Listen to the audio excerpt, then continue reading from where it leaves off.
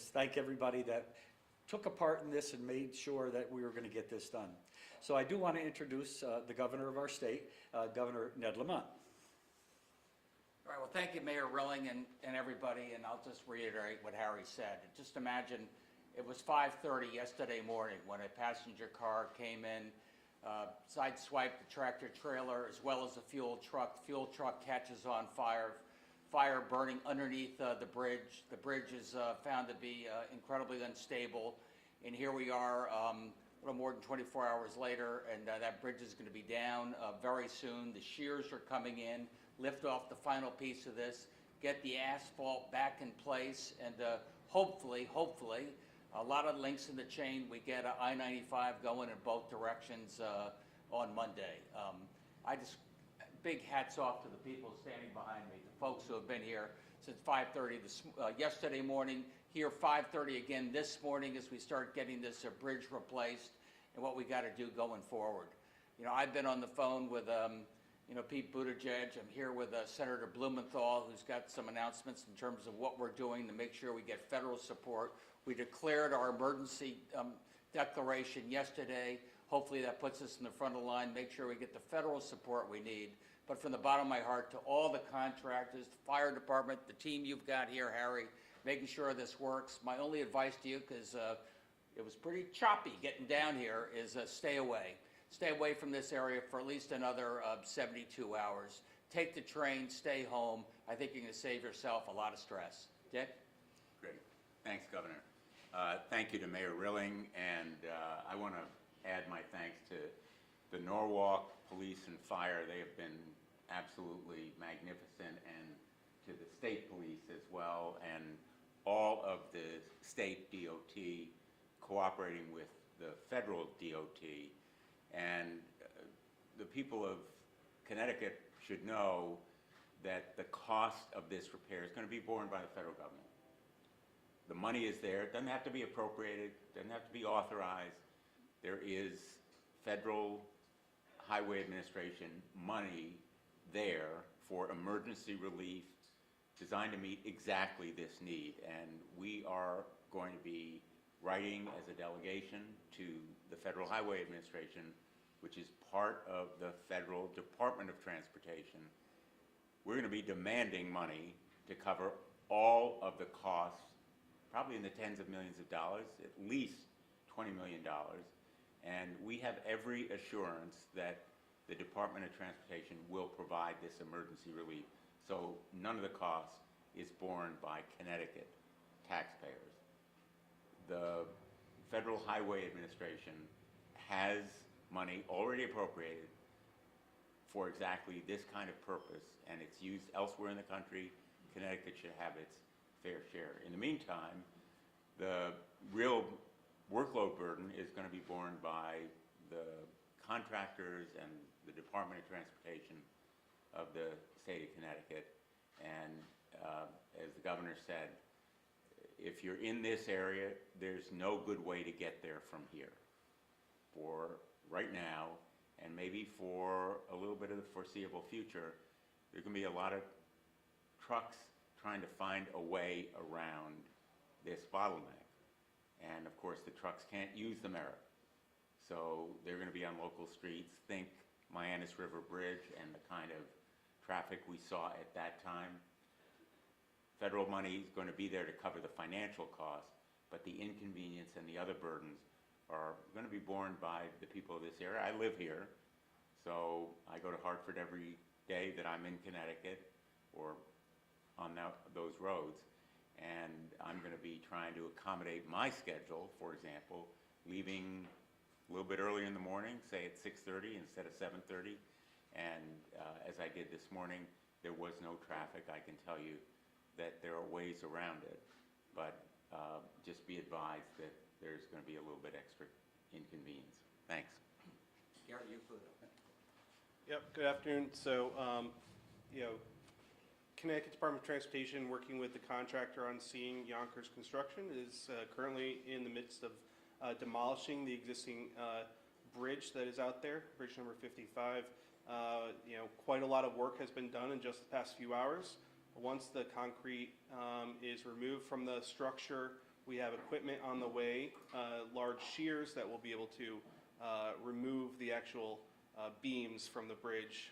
Once that is completed, we will then begin to remove debris, and then we will be able to resurface the roadway, hopefully opening up in time for rush hour morning traffic Monday morning. Do want to thank all the first responders, law enforcement who have been providing traffic control to allow us to do our work. But my request to the public would be to please be patient. We have seen instances of people getting frustrated with the queues of traffic, trying to get around those crews, actually entering into our work zones, putting contractors and DOT workers at risk. So need people to be patient, try and avoid the area, and encourage people to take the train into Norwalk to visit some of the restaurants and bars if you can, patronize the businesses who might be impacted. With that, I'll turn it back to the governor or the mayor. Sir, can you identify yourself really quick? Can you identify yourself? Yes, Garrett Euclid, I'm Commissioner of the Connecticut Department of Transportation. Any questions? Commissioner, a couple of questions. The state of the road, I-95, do you have to do a lot of milling and repaving there? So we can't entirely inspect it until the demolition is complete. We think we'll just have to do a little milling and resurfacing on at least one of the sides. Yes, You that spoke should. yesterday about the pier in the middle that holds the thing up. Yeah. Have your engineers been able to take a look at it? Do you know if you're going to be able to reuse that? We won't be able to reuse the pier. We're right now determining whether we will take it down in the next couple days or wait until the full reconstruction to take it down. Okay, and a number of us have done stories north and south of this point, Connecticut being innovative with the use of ABC, the accelerated bridge construction. Is this a candidate for ABC replacement? It doesn't make sense to do it in this location because to do an ABC project, accelerated bridge construction project, you need some laydown area to build the spans to be able to roll it into place. This area is very developed. There's no real location to be able to build on site and roll it in. But we don't expect disruption during the full rebuild. It could be like any other highway project where we would just take a lane on either side to put the beams in place. And then once the beams are in place, our construction administrator has a lot of experience in this front, then the work occurs above the roadway once that's done. And finally, when you reopen the road on Monday, do you anticipate having all travel lanes open, or do you think there will be some lane closures? Our goal is all the travel lanes. And what about, are you keeping an eye on the weather? I understand it's Sunday, there was maybe some rain. Do you think that might be a factor? Yeah, that is the one factor we're keeping an eye on. Repaving during extreme wet weather is not possible. So we're just going to wait and see what that weather looks like. But our goal is still to have everything open Monday morning. How long could that reconstruction process take? The hard part is doing demolition. So once that's done and we have a blank slate, it can take a little over a year is the goal. The fact that this bridge is less than 10 years old, we basically still have the plans, and is it just redoing the same bridge?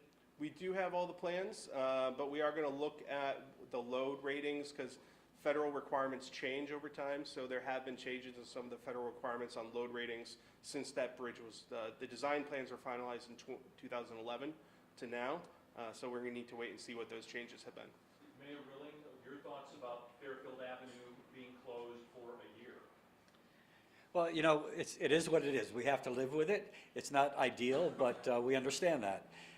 It was closed before when they were reconstructing the bridge 8 years ago, and it'll be a little bit of an inconvenience.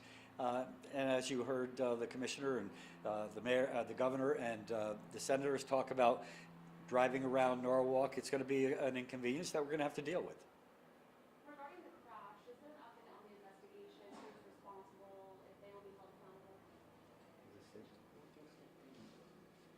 State Police did that investigation, yesterday morning, and we'll get the results of that very soon, but nothing to report yet.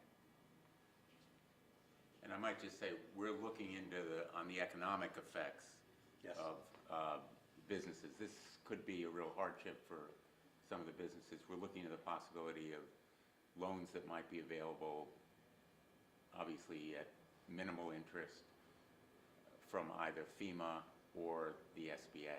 We're exploring that possibility. In disaster cases where there have been economic impacts of natural disasters, often those kinds of loans are available. We're looking into the possibility that here some of these businesses may be impacted and there may be loans at minimal cost to them. Commissioner, in the last 10 years, since that bridge was rebuilt, has a lot changed in terms of bridge construction, technology, use of computer-aided design? I mean, There have been quite a lot of advances there, things such as what's called the digital twin, where you have a digital 3D model of what you're going to be building. That's something that is now being heavily utilized in the state DOT world. Also use of drones on the before you go to the construction side. In this instance, a lot of those may not be necessary because we've already, advanced quite a bit in this process where we have some designs already. We're going to dust those off, see what needs to be updated.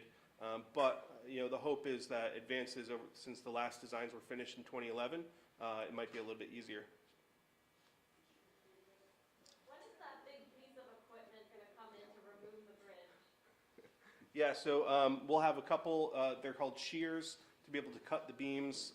Those are on their way right now, and they should be arriving this afternoon, and then should begin their work tomorrow morning to begin, once everything's removed from the bridge and the beams can begin to be cut down early tomorrow morning is the hope. Do you know where they're coming from, or? New York, Long Island. Besides Yonkers, are there other contractors involved here? We do have contractors working with Yonkers, like AI. Who else, John? Breeze is the subcontractor. Breeze is a subcontractor from New York. So. The shears, how long is that timeframe are you expecting that to take, that project part? Well, that should only take about 24 hours. Just thinking now, because we're in apparatus building, what about the impact of first responders and going to calls for the next year? You want to take that? Yeah, there you go. Yep. Chief? Thank you, that's a good question. We've been through this before when they put the bridges up.